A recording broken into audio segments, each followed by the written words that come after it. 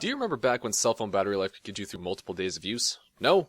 Damn, I'm getting old. However, Motorola remembers. In fact, for the last few years they've been dedicated to releasing a smartphone model that was targeted at the coveted all-day battery life rating. Now I know what you're thinking, Droid, isn't that cheesy campaign dead? Well, apparently not.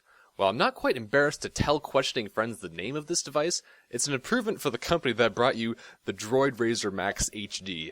And that's a Max with 2 X's. No, Droid isn't dead. It's back and better than ever. Inside, the Turbo is outfitted with a Snapdragon 805, a quad-core chip clocked at 2.7 GHz and 3 GB of RAM. You do get AC wireless and wireless charging as well, along with a 21 megapixel camera and a massive 3900 mAh battery. Internal storage will come with either 32 or 64 GB depending on your variant. Oh, and it has a 1440p display.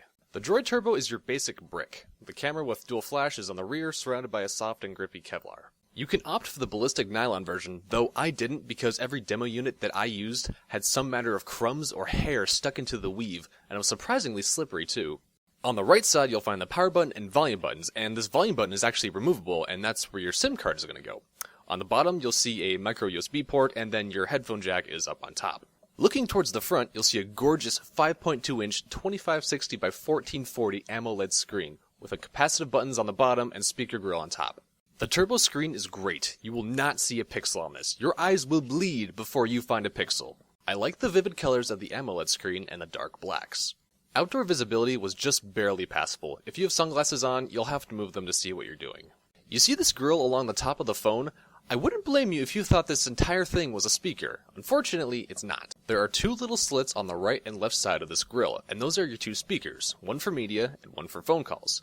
This was my first real gripe with this phone. The left side fires audio at your face, which is good and all, but it's a little tinny, especially at higher volumes. The right slit that handles your phone calls is weak, very weak. On most occasions, I've been alright, but at full blast, I couldn't hear someone from a call I received while I was driving down the highway. And since this slit is slightly to the right, you have to maneuver your phone accordingly, otherwise the sound's going to be shooting into the side of your head. Motorola isn't really known for their great cameras, and that situation hasn't changed. It's great having 21 megapixels to work with, but all of my photos are really hit or miss. I always end up taking multiple pictures because my shaky hands usually manage to make my image blurry. Now, I love the double twist to open feature, but I don't really like the camera app itself. I would like to see a different focusing method and maybe some more manual controls. Motorola's software is great in that they pretty much left everything alone. You're looking at stock Android with some actually good features thrown in. Features like Moto Display, Action, and Voice are really cool. Notifications show up on your screen in a battery-friendly way.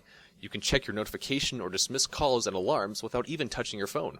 And if your hands are full, a customizable phrase can give you access to your phone as well. The one glaring problem I had with the software was that it wasn't the most updated version. The Droid Turbo has been on KitKat since it's released in November. The 5.1 Lollipop update is officially starting on July 1st, but 8 months is a hell of a long time to wait just to see an update. I know they skipped 5.0 and went straight to 5.1, and that's great and all, but this is a multi-billion-dollar company. Can they not invest a little more in their developers to get this stuff rolled out on time?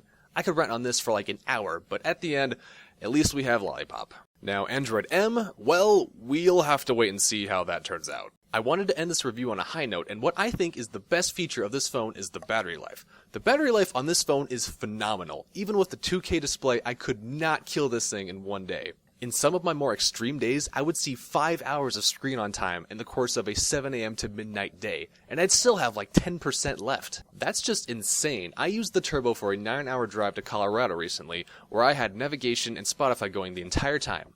No problem. This device has changed how I use smartphones. I don't have to worry about turning off Bluetooth or pacing myself with usage because I don't know when I'll be home. 2 full days on a charge? No chance, but you will get 1 glorious day, guaranteed. So, big question. As of July 2015, should you buy the Droid Turbo? I would say yes. The good specs and killer battery life make me think that this phone is going to be in my pocket for quite a while. The speakers should have been better, and I really missed that Moto X dimple, but you will be happy with this phone.